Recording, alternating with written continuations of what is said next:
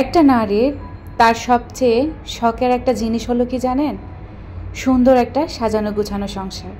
সব মেয়েই কিন্তু চায় তার নিজস্ব একটা সাজানো গুছানো সংসার হোক, মায়া গেরানো, যেখানে নিজের হুকুম চলবে আর কারো না। আলহামদুলিল্লাহ, আমার কিন্তু একটা সুখের সংসার আছে। তো হ্যালো এভরিওয়ান, আসসালামু আলাইকুম, welcome back to my channel video blogger Subarna. আমি সুবর্ণা বলছি চট্টগ্রাম বন্দরনগরী এরিয়া থেকে। কে কোথা থেকে আমাকে দেখছেন তা তো আমি জানি না, তবে যে বা যারা যেই পজিশন থেকে আমার আজকের ভিডিওটা দেখছেন না কেন, আমি আশা রাখছি আপনারা সকলেই সুস্থ আছেন, ভালো আছেন এবং নিরাপদে আছেন। আমরা আলহামদুলিল্লাহ মোটামুটি ভালো আছি। আর যদি কেউ অসুস্থ থেকে আমার আজকের ভিডিওটা দেখে থাকেন, তো তাদের সকলের সুস্থতা কামনা করে আমার আজকের এই ভিডিওটা দেখার আমন্ত্রণ জানাচ্ছি। আশা রাখছি যে বরাবরের মতো আমার আজকের এই ভিডিওটা আমার সকল প্রিয় আপু ভাইদের কাছে ভালো লাগতে পারে। সকাল সকাল ঘুম থেকে উঠে সেদিন অনেকটা ভালো লেগেছিল। নিজের হাতে 1 কাপ দুধ চা বানিয়েছিলাম। অনেকটা দিন খাওয়া হয়নি আমার এই শখের কাপগুলোতে 1 কাপ ধোঁয়া ওঠা দুধ চা। তো সেদিন খুব খেতে ইচ্ছে করলো, তো শরীরটাকে একদম গা ঝাড়া দিয়ে বেড থেকে উঠে 1 কাপ ধোঁয়া ওঠা দুধ চা খেলাম বেলকনিতে বসে বসে। আর আমার বেলকনিতে হচ্ছে নতুন নতুন ফুলের গাছ লাগাচ্ছি একটু একটু করে, তো ওদেরকে একটু দেখভাল করছিলাম, সাথে আপনাদের সাথে একটু শেয়ার করছিলাম। আসলে আমার বেডরুমটা থেকে যখন আমার এই বেলকনির ভিউগুলো দেখা যায় বা গাছপালা ফুল এগুলো দেখা যায়, আমার এত শান্তি লাগে। আমার না সামান্য একটা ফুল ফুটেছে, এটা দেখতে পারলে আমার খুব শান্তি লাগে, খুব খুশি লাগে। এক অন্যরকম ফিলিংস, আসলে বলে বোঝানো যাবে না। সামান্য কিছুতে খুশি হলেই আমার খুব বেশি ভালো লাগে, আমার মনটাই ভালো লাগে কাজ করে অন্যরকম আর কি।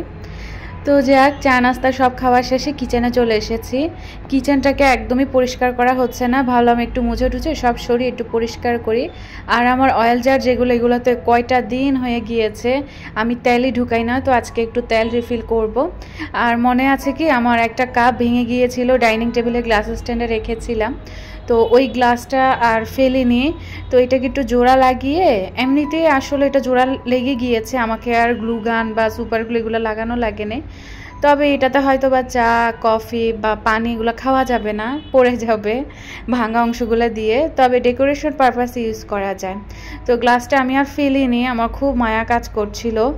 তো আমার হচ্ছে এই যে মানি প্ল্যান্ট গাছের যে একটা ছোট মানে কাঁচের জারের মধ্যে আমি রেখে দিয়েছি পানিতে, তো ওই জারটাই আমি গ্লাসের ভিতর ঢুকিয়ে রেখে দিয়েছি। দেখতেও ভালো লাগছে, আর জিনিসটা কিন্তু খারাপ না, সুন্দর। মায়া বড় অদ্ভুত জিনিস, তাই না? একবার যে কেউ এই মায়ার মধ্যে পড়েছে, সে কিন্তু আর এই মায়া থেকে বেরোতে পারেনি। সংসারের মায়ার কথা বলছি আমি জানি না কে কিভাবে আমার কথাগুলোকে নেবেন, তবে হ্যাঁ, আমি ভিডিওর মধ্যে আজকে কিছু কথা বলবো, আমি আমার সংসার নিয়েই বলবো আসলে। তো যাই হোক, এখানে হচ্ছে আমি কিন্তু আমার অয়েল জারগুলোতে আমি আমার অয়েলগুলো রিফিল করে নিচ্ছি। সোয়াবিন তেলের জারে সোয়াবিন তেল ঢুকাবো, সরিষার তেলের জারে সরিষার তেল ঢুকাবো। ছোট্ট একটা বাট্টু অয়েল জার আছে, ওটা হচ্ছে আমি একটু সয়াবিন তেল রেখে দিই। অনেক সময় দেখা যায় কি আমাদের তেল শেষ হয়ে যায়। আমার অনেক সময় এরকম হয়েছে যে আমার বাসায় তেল শেষ হয়ে গিয়েছে, তবে আমার এই ছোট্ট বাট্টু অয়েল জারটার মধ্যে তেল রয়ে গিয়েছে। তো ওই যে আমার বিপদের সঙ্গী হিসেবে ওই বাট্টু অয়েল জারটাই কিন্তু আমাকে কাজে দেয়। এই জন্য আমি এই বাট্টু অয়েল জারটার মধ্যে আমি তেল রিফিল করে সব সময় সরিয়ে রেখে দিই।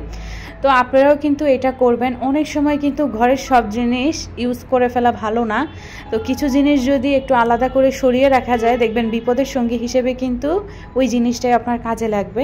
তো আমি প্রায় সময় এই জিনিসগুলো করি। আমার শ্বশুরবাড়িতে আমার শাশুড়ি নন্ন সোনাদেরকে দেখি কিছু চাউল যখন নেয় প্রতিদিনের জন্য এক মুঠ করে আলাদা করে সরিয়ে রাখে। তো দেখা যায় কি এক সময় এই এক মুঠ করে সরিয়ে রাখার কারণে অনেক চাউল হয়ে যায়, পরে বিপদের সময় ওই চাউলটাকেই কিন্তু ভাত রান্নার কাজে ব্যবহার করে থাকে। তো দেখুন কত বড় একটা সুন্দর পদ্ধতি না? আপনাদেরকে কিন্তু গোপন টিপস শিখিয়ে দিলাম। আমি জানি অনেকে এটা অবলম্বন করেন অনেকের সংসারে, যারা করেন না বা জানেন না তাদের জন্য এই কথাগুলো বলা। আপনাদের সাথে কথা বলতে বলতেই আমার অয়েল জারগুলোতে অয়েল রিফিল করে আমি জায়গা মতো আবার অর্গানাইজ করে রেখে দিলাম। অয়েল জারগুলা এত সুবিধা, আসলে দেখা যায় কি পরোটা তারপর ডিম পোচ কোনো কিছু ভাজতে গেলে অল্প তেল পড়ে, তো এই জন্য একদম ইজিলি অয়েল জারগুলো অনেক হেল্পফুল কিচেনের কাজের জন্য। তো অনেক দিন ধরে অলসতা আমি করে কিছুই করা হয়নি, তারপর শরীর অসুস্থতা সব কিছু মিলিয়ে অনেকে আজ কয়টা দিন আমার খোঁজ খবর নিয়েছেন, আজ প্রায় 9-10 দিনের মতো মনে হয়ে গিয়েছে আমি ভিডিও দিতে পারছি না। তার কারণ হচ্ছে আমি আবারও অসুস্থ হয়ে পড়েছিলাম, সেই সাথে আমার নুসাইবা মামুনিটাও অসুস্থ হয়ে পড়েছিল, ছেলেটাও অসুস্থ ছিল। তবে ছেলেটা সুস্থ হয়ে গিয়েছিল 4-5 দিন আগেই, তবে মেয়েটা আর আমি কোনোভাবেই সুস্থ হচ্ছিলাম না। মূলত আমাদের টাইফয়েডের মতো হয়ে গিয়েছিল, আর থেকে থেকে জ্বর আসতো, গা হাত পা ব্যথা, জ্বর আসলে কোনো হুঁশ থাকতো না আমাদের। মানে এত কষ্ট পেয়েছি, খালি কান্না করেছি আর আল্লাহকে বলেছি, আল্লাহ আমি নফল নামাজ পড়বো, অনেক আমাকে সুস্থ করে দাও, আমি অনেক রোজা রাখবো, এরকম আর কি। আসলে অসুস্থ হলে বোঝা যায় আসলে যে সুস্থতা আল্লাহ তাআলার কত বড় নিয়ামত। আপনারা অনেকেই আমার খোঁজ খবর নিয়েছেন, মেসেঞ্জারও খোঁজ নিয়েছেন, আমি আপনাদের কাছে আসলেই চিরঋণী, চিরকৃতজ্ঞ। আপনাদেরকে আর কিছু বলে আসলে আমি ছোট করব না, আমার মন থেকে অনেক অনেক দোয়ার ভালোবাসা থাকবে। আসলে দোয়ার ভালোবাসা এমনিতে আসলে চলে আসে মন থেকে, বলে প্রকাশ করার মতো বা ভাষায় আসলে এটা বোঝানো যাবে না। আপনারা আসলে অনেক ভালো মনের মানুষের অধিকারী নেই, আমি বলবো। আপনাদের এক একটা কমেন্ট পড়লেই আমার দিল শান্তি হয়ে যায়। আমি আসলে ব্যর্থ, আমি ঠিক মতো আপনাদেরকে রিপ্লাইগুলো দিতে পারি না। আমি এত পরিমাণ অসুস্থ ছিলাম কি বলবো, আমি রান্না বান্না করে পর্যন্ত খেতে পারতাম না, আমি টয়লেটে পর্যন্ত যেতে পারতাম না। আমি শোয়ার থেকে উঠলেই আমার গা হাত পা ব্যথায় মনে হয় আমি এখনই যেন ঘুরে পড়ে যাব, এরকম একটা ক্রাইসিস ছিল আমার। যারা আমার ক্লোজ একদম কাছের তারাই আমার এই অবস্থাটা টুকু দেখেছে আসলে আমি কীরকম পরিস্থিতিতে ছিলাম। আমার মা এসেছিল, বাবা এসেছিল, সবাই আমাকে দেখতে এসেছিল। তো আলহামদুলিল্লাহ আজ 2 দিন যাবত আমি অনেকটুকু সুস্থ আছি আলহামদুলিল্লাহ। আল্লাহ তাআলার কাছে লাখো কোটি শুকরিয়া আমাকে সুস্থতা দান করার জন্য। আমার অনেক নিয়ত আছে, আমি সেগুলো আলহামদুলিল্লাহ আমি পালন করব। আপনারা সকলেই আমার পরিবারের জন্য দোয়া রাখবেন আর আমার জন্য দোয়া করবেন যাতে আমি সুস্থ থাকি। আর আপনারা যারা আমার ব্লগের অপেক্ষা করেন, আমি যাতে এরকম সুন্দর সুন্দর ব্লগগুলো দিতে পারি, আপনাদের সাথে শেয়ার করতে পারি, তো আমার জন্য একটু দোয়া করবেন বেশি বেশি। আমার জায়গা থেকে আপনাদের সকলের প্রতি রইল অনেক অনেক দোয়া আর ভালোবাসা, মন থেকে বলছি।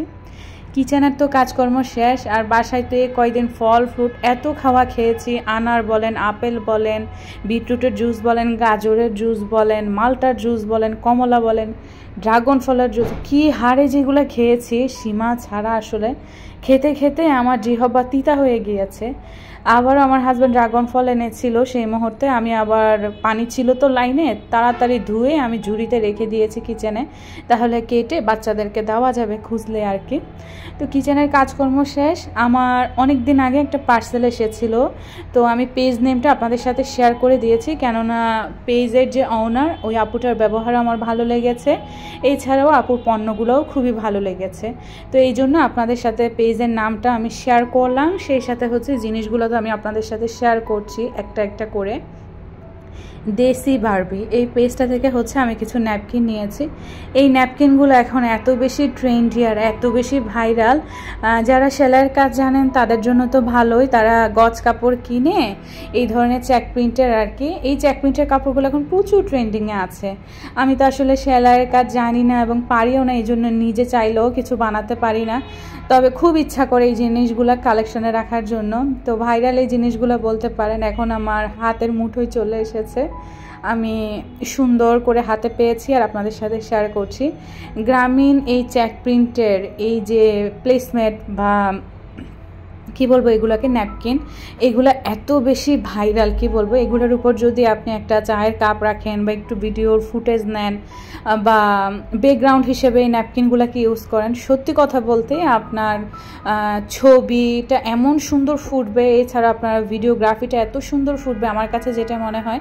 আর আমার কাছে মনে হয় যে কোনো ভিডিওগ্রাফির সময় আপনি যদি কালারফুল কিছু দিয়ে ফুটিয়ে তুলতে পারেন, যে কোনো জিনিস অনায়াসেই কিন্তু ফুটে ওঠে। এই যে দেখেন কি সুন্দর লাগছে, এক একটা থেকে এক একটা কি সুন্দর, তাই না? আমার আরও অনেক কালেকশানে রাখার ইচ্ছা আছে, তবে ওই যে অলসতা করে আমি মার্কেটে যাই না, হয়তো বা মার্কেটে গেলে আমি এই জিনিসগুলো পেলেও পেতে পারি, এই চেক প্রিন্টের কাপড়গুলো আমি টেলার্স দিয়ে আমি বানিয়ে নিতে পারি, তবে আমি আর সেটা করি না। এত আলাজালা কেনায় বলেন তো? অনলাইনে দেখেছি, রিজনেবল প্রাইস মনে হয়েছে, অর্ডার দিয়ে দিয়েছি। হাতে পাওয়ার পর খুব খুশি লাগছে, যেটা সত্যি কথা। এই জন্য আপনাদের সাথেও শেয়ার করে নিলাম। হাতে না গেলেই একদম দামটা। আপনারা চাইলেও এইসব জিনিস যাদের পছন্দ তারা চাইলে কালেকশনে রাখতে পারেন। আমার খুব ইচ্ছা আছে আমি আমার রান্নাঘরের জন্য চেক প্রিন্টের একটা পর্দা নেওয়ার, যেহেতু আমি যে ফ্লোরগুলোতে মানে যে ফ্লোরে আমি থাকি আমার চারিদিকে হচ্ছে বাসা, তো দেখা যায় জানালা দিয়ে, এই জন্য একটু সেফটিরও বিষয় আছে। তো ইচ্ছা আছে কিচেনের মধ্যে একটা পর্দা দেওয়ার জন্য ছোট্ট করে আমি বানাবো বা কিনবো, এরকম একটা ইচ্ছা আছে। তো যাই হোক, আমার এই ভাইরাল জিনিসগুলো কেমন হয়েছে চাইলে কমেন্ট করে জানাবেন, জানতে পারলে আমার কাছে বেশ ভালো লাগবে। চলুন আমার মেইন যে আকর্ষণটা আজকে ভিডিও সেটা একটু আপনাদের সাথে এখন শেয়ার করব। আচ্ছা, আমি যে পর্দাগুলো কিনেছিলাম মনে আছে আপনারা কিন্তু অনেক পছন্দ করেছেন আর খুব প্রশংসাও করেছেন যে না আপু সুন্দর হয়েছে, আপনার চয়েসটা সুন্দর। তো আমি হচ্ছে আমার এই পর্দাগুলোকে আমি আমার ডাইনিং রুমে সেট আপ করে দিলাম। আগের যেগুলো ছিল ওগুলো সরিয়ে নিয়েছি, অন্যান্য রুমগুলোতে ট্রান্সফার করে দিয়েছি। আর নতুন কেনা পর্দাগুলো হচ্ছে আমি আমার ডাইনিং রুমে সেট আপ করে দিয়েছি। টিউলিপ ফুল আমার বরাবরই পছন্দ, এই জন্য ভেবেছি যে টিউলিপের পর্দাটা আমি আমার ডাইনিংয়ে রেখে দিই। যেহেতু আমার ডাইনিং টেবিলের উপর টিউলিপ ফুলগুলো থাকে, তো টিউলিপ ফুল আর সামনে টিউলিপের পর্দা মিলেমিশে একাকার হয়ে যাবে। আর এই যে লালের যে চেরি ব্লসমের যে পর্দাটা, এটা এত বেশি সুন্দর। তো যাই হোক, আমি হচ্ছে ডাইনিং রুমের লাইটটা জ্বালিয়ে দিয়েছি, পর্দাটা সুন্দর করে বটে টাই ব্যাগ দিয়ে বেঁধে দিয়েছি, ওই পাশটা দিয়ে খুব ভালো বাতাস আসে। অনেকে বলেন আপু আপনারই বাসাতে কি সুন্দর জানালা, পর্দা নড়ে, আলোকিত, খুব ভালো লাগবে এখনকার ভিডিওগুলা। আসলে ভালো লাগার মধ্যেও যে কত কষ্ট লুকিয়ে থাকে সেটা আসলে অজানা অনেকের। আর দক্ষিণা বেলকনি তো, তারপর হচ্ছে দক্ষিণা জানালা তো, এত বেশি বাতাস আসে, বাতাসে আমি দেখা যায় কিছু রাখতে পারি না। যেমন ফিল্টারের একটা আছে, এই পাশে ওয়াশিং মেশিনটা আছে, এত ধুলা পড়ে। আমি যদি সকালে মুছি দুপুরের মধ্যে এক গাদা ধুলাবালি দেখি, আবার বিকাল আমাকে মুছতে হয়, আবার রাতে মুছতে হয়, এই করি সারাদিন এই বাসায় আসার পরে। আগের বাসায় এত নোংরা হতো না, তবে এই বাসায় আমার এত পরিমাণ নোংরা হয়, দেখা যায় একটু কিছু খোলা রাখলেই হয়েছে, বাতাসে ধুলাবালি একদম ভরে যায় পুরা ঘর। কতবার যে এই ঘর আমাকে ঝাড়ু দিতে হয়, মপ দিতে হয়, তার কোনো হিসাব নেই। আর আমার একটু সূচিবায়ু আছে, পায়ে একটু ধুলাবালি লাগলেই হয়েছে, আমি আবার ক্লিন করতে থাকি। তবে আমি যে অসুস্থ ছিলাম ওই কয়টা দিন, আসলে 2-3 সপ্তাহ আমার কোনো ঘর গুছানোই হয়নি। 2 সপ্তাহের মতো আসলে আমি ঘর গুছাতেই পারি না। আর এখানে তো হেল্পিং হ্যান্ডও নেওয়া হয়নি এখনও পর্যন্ত, নিজের কাজ নিজেই করছি। তো সুস্থ হয়েছি এখন, এক এক করে আলহামদুলিল্লাহ বেডরুম বলেন, ডাইনিং রুম বলেন, সব কিছুই আমি এক এক করে গুছিয়ে নিচ্ছি। তো এখানে হচ্ছে আমি আমার ডাইনিং টেবিলের সব কিছু উপর থেকে সরিয়ে নিয়েছি, যেহেতু আমি ডাইনিং টেবিলের জন্য একটা নতুন টেবিল ক্লথ কিনেছি, ওটা আজকে বিছাবো, সুন্দর একটা লুক ক্রিয়েট করব আমি আমার ডাইনিং রুমের মধ্যে। তো ডাইনিং রুমের মধ্যে যে সকল ফার্নিচার আছে, যা কিছু আছে, সেগুলো একটু মুছে টুছে নিচ্ছি খুব ধৈর্য সহকারে। অনেক দিন পর মায়া গাড়ানোর সংসারের এই কাজগুলো করতে পেরে বেশ শান্তি লাগছে। আসলে সংসারের এই জিনিসগুলো একটা সময় যে আমি এত কিছু জোড়াবো আমি কখনোই কল্পনা করিনি। তবে আস্তে ধীরে 13-14 বছরে পাড়া দিয়েছে আমার সংসার জীবন, আলহামদুলিল্লাহ। তো আস্তে ধীরে কত কিছুই করেছি। অনেকের কিন্তু এত কিছু নেই এত বছরেও, আমার কিন্তু তা আছে। আমি কখনো আমার উপরের দিকে তাকাবো না, আমি সবসময় আমার নিচের দিকে তাকাবো। আপনারা আমাকে কে কীভাবে নেন এটা তার পার্সোনাল ব্যাপার বা তার ব্যক্তিগত ব্যাপার, তবে আমি আমার জায়গা থেকে বলবো আমি আমার মতো, আমি আমার জায়গা থেকে আমি পারফেক্ট। অনেকে আমাকে অনেক রকম ব্যাড কমেন্ট করেন, আমি এখন পাত্তাই দিই না। প্রথম কয়েকদিন আমার খুব খারাপ লেগেছে, পরে ভাবলাম যে না, ভালো খারাপ সব মিলিয়েই তো চলতে হয় সব জায়গায়, তো ভালো খারাপ মিলিয়েও কিন্তু জগৎ, তো এই জগতের সাথে খাপ খাই আমাকে এভাবেই মেনে নিয়ে চলতে হবে, এভাবেই আমার জীবনটাকে অতিবাহিত করতে হবে। এগুলো ভেবে আমি এখন আর মন খারাপ করি না।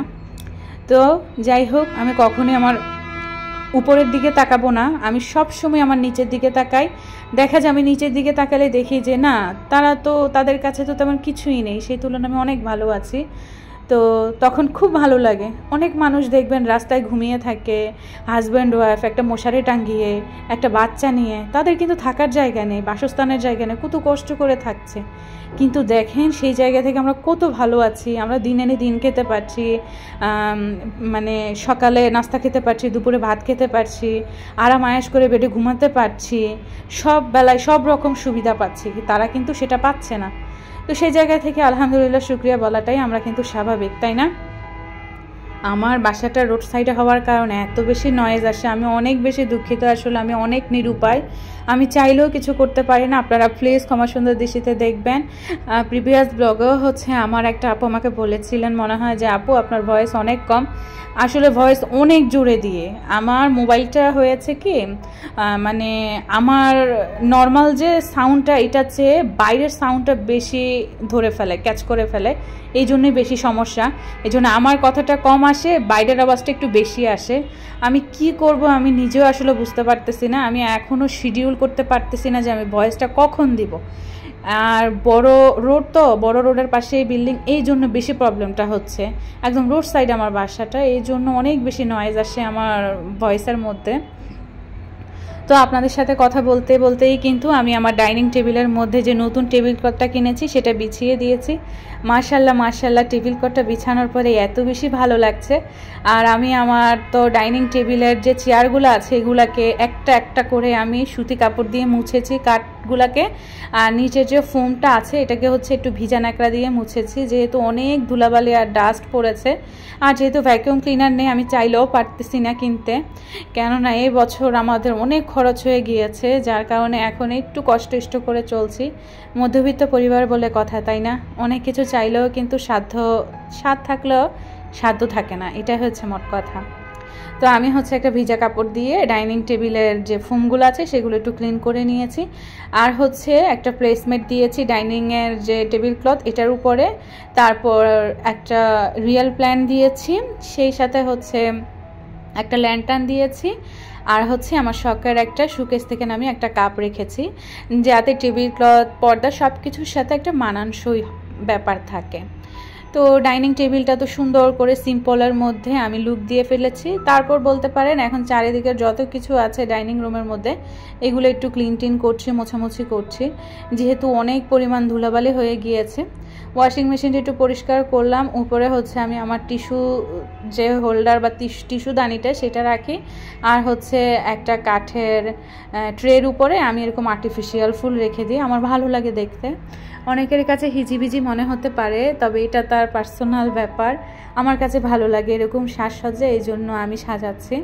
তো টিস্যু দানিটার মধ্যে হচ্ছে আমার টিস্যু শেষ হয়ে গিয়েছে, তো টিস্যুর প্যাকেট ছিল, খুলে আবার ঢুকিয়ে রেখে দিয়েছি সুন্দর করে। ওয়াশিং মেশিনের উপরটা গুছানো হয়ে গিয়েছে। এরপর হচ্ছে পাশে ফিল্টারের একটু মুছে নিচ্ছি। আর ফিল্টারের উপরে যে ন্যাপকিনটা দিয়ে রেখেছি এটার উপরে একটা পুতুল রেখে দিয়েছি বাবুদের। এটা রাখার কারণে হচ্ছে বাতাসে আছে না, ন্যাপকিন সব পড়ে যায়। এইখানে যে আর্টিফিশিয়াল ফুল আমি রাখি এগুলো সব বাতাসে পড়ে যায়, এই জন্য কতবার যে উঠে আর কতবার সাজায় তার কোনো হিসাব নাই। এই যে এখন আবার কিন্তু ভালো করে ক্লিন টিন করছি আমি, তবু এই ক্লিন সেকেন্ডের মধ্যে আবার নষ্ট হয়ে যাবে। ফিল্টারের একটা মোছার পরে পাশে হচ্ছে আমার বেসিন এরিয়া ডাইনিংয়ের, তো বেসিন এরিয়াটাও হচ্ছে একটু মুছে টুছে নিচ্ছে সুন্দর করে। আর এই রিয়েল প্ল্যান কিছু আছে আমার ডাইনিং স্পেসের মধ্যে, তো এগুলোকেও হচ্ছে একটু যত্নার্থী করবো আর একটু স্প্রে করবো। তো এই মুহূর্তে আপনাদের সকলের কাছে একটা রিকোয়েস্ট করছি, ভিডিওটা কে বা কারা এতটুকু পর্যন্ত দেখবেন বা দেখছেন তা তো আমি জানি না, তবে প্লিজ যে বা যারাই দেখুন না কেন আমার ভিডিওটার মধ্যে ছোট্ট একটা লাইক বাটন লাইক প্রেস করে আপনার যতটুকু ইচ্ছা আপনি কন্টিনিউ করে যাবেন। নতুন হয়ে থাকলে আমার ভিডিওগুলো যদি আপনি কন্টিনিউ করে যাচ্ছেন তাহলে আপনাকে উদ্দেশ্য করে বলছি আপনি প্লিজ আমার চ্যানেলটা সাবস্ক্রাইব করে পাশে থাকা বেল বাটনে অল অপশনটা চাপ দিয়ে আমার চ্যানেলটার সঙ্গী হয়ে থাকতে পারেন। এতে করে আমি যখনই নতুন কোনো ভিডিও আমার চ্যানেলের মধ্যে আপলোড করব আপনি ইজিলি কিন্তু দেখে নিতে পারবেন আমার ভিডিওগুলো। আর হ্যাঁ, যদি ভিডিও রিলেটেড কোনো মতামত বা মন্তব্য জানতে চান অবশ্যই ভিডিও নিচে কমেন্ট বক্স আছে, সেখানে আপনার মূল্যবান মতামতটা জানিয়ে দেওয়ার চেষ্টা করতে পারেন। জানতে পারলে আমার কাছে অনেক অনেক বেশি ভালো লাগবে। আর যারা অলরেডি এই কাজগুলো করে আমাকে প্রতিনিয়ত উৎসাহ এবং উদ্দীপনা দিয়ে সামনের দিনগুলোতে এগিয়ে নিয়ে যাচ্ছেন তাদের প্রতি রইল অনেক অনেক দোয়ার ভালোবাসা আর অনেক শ্রদ্ধা। তো সবাই এরকম সাপোর্ট দিবেন আর ভালোবাসা দিবেন। আর আমি জানি আমার আপু ভাইয়ের অনেক লক্ষ্মী, আমার কথাগুলো রাখবেন আপনারা। আর আমার কথার মধ্যে যদি কোনো ভুল ত্রুটি হয়ে থাকে বা করে থাকি প্লিজ ক্ষমা সুন্দর দৃষ্টিতে দেখবেন। আর অনেক দিন পর ভয়েস দিচ্ছি আমি, ভুল তো হতেই পারে তাই না, আমি তো মানুষ। তো বেসিন এরিয়া সব কিছু ক্লিন করার পরে আমি হচ্ছে আমার ওয়াল শোকেস তারপর ফ্রিজটা একটু ক্লিন করে নিলাম। ফ্রিজটা হচ্ছে গতকাল রাতেই হচ্ছে আমি ক্লিনজার দিয়ে ক্লিন করেছিলাম, তার কারণে হচ্ছে আজকে আর আমি ক্লিন করিনি, গ্লাস ক্লিনারটা দিয়ে আজকে এইভাবে একটা সুতি কাপড় দিয়ে আমি মুছে নিয়েছি। আর এদিকে হচ্ছে আমার একটা র্যাক আছে জানালার এই পাশে, এটাতে হচ্ছে আমি আমার টুকটাক রান্নার সময় ধরুন হুটহাট গেস্ট এসেছে বা আমি ডাইনিংয়ে একটু খাবার সার্ভ করব, রেগুলার ওয়ারের যে বাটিগুলো আছে সেগুলো আমি এখানে রেখেছি। আর উপরেটাতে হচ্ছে একটা রিয়াল প্ল্যান্ট রেখে দিয়েছি দেখার সৌন্দর্যের জন্য। আসলে এই ঘরটা টুকটাক করে অনেক বড়, আমার জিনিস রাখার অত স্পেস নেই। আসলে এত স্পেস নেই বলতে বুঝিয়েছি কি, মানে জিনিস রাখার পরেও মনে হয় অনেক জায়গা। আর এই বাসায় আসার পরে ফার্নিচার আমার চোখেই লাগে না, মনে হয় আমার কোনো ফার্নিচারই নেই। বাট আমার আগের বাসায় অনেক ফার্নিচার মনে হতো, এত চিপা চাপা কি একটা অবস্থা ছিল। তবে এই বাসায় আমার মনে হয় যে না, আমার আরও ফার্নিচার লাগবে, এরকম একটা ব্যাপার আর কি, ফার্নিচার চোখেই লাগছে না। তো যাই হোক, আমি হচ্ছে আমার সবগুলা গাছে একটু স্প্রে করে দিলাম। আর এদিকে হচ্ছে আমার যে একটা চেয়ার আছে এদিকে ওয়াল শোকেসের পাশে, এখানে হচ্ছে আমার নুসুমনি প্রায় সময় বসে, তো ওর জন্য এই জায়গাটা করেছি। আর এখানে হচ্ছে আমার লিভিং রুমে ঢুকার যে এন্ট্রিটা সেটা, তো এখানে হচ্ছে একটা পর্দা ঝুলিয়ে দিয়েছিলাম, এই পর্দাটা সব সময় বাতাসে বটে যায়, এটাকে আবার একটু মেলে দিলাম। মোটামুটি আমি আমার বুদ্ধিমত্তাকে কাজে লাগিয়ে আমি আমার এই সরকারি যে কোয়ার্টার আছে সেটাকে আমি একটু সাজিয়েছি। আর এদিকে হচ্ছে আমার শু ক্যাবিনেটটা, সেটাকেও আমি আমার মন মতো করে হালকা পাতলা জিনিস দিয়ে অর্গানাইজ করে নিলাম।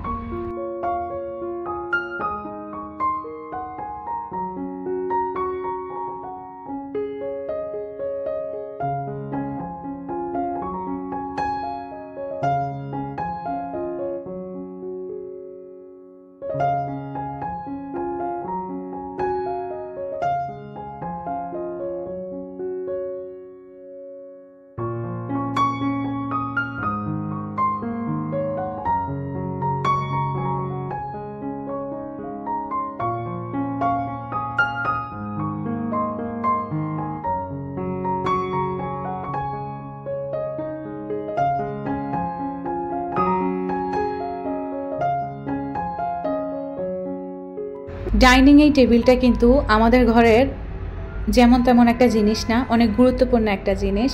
দিন শেষে যখন আপনি ঘরে ঢুকবেন তখন কিন্তু আগে এই ডাইনিং টেবিলে এসেই বসবেন, হাত মুখটা ধুয়ে এক গ্লাস পানি খাবেন, তারপর হচ্ছে সবাই মিলে রাতের টাইমে যখন একসাথে এক হয়ে আমরা খাবার খেতে বসি তখনও কিন্তু গল্প আড্ডা কত কিছু করে আমরা খাবার খাই, তাই না?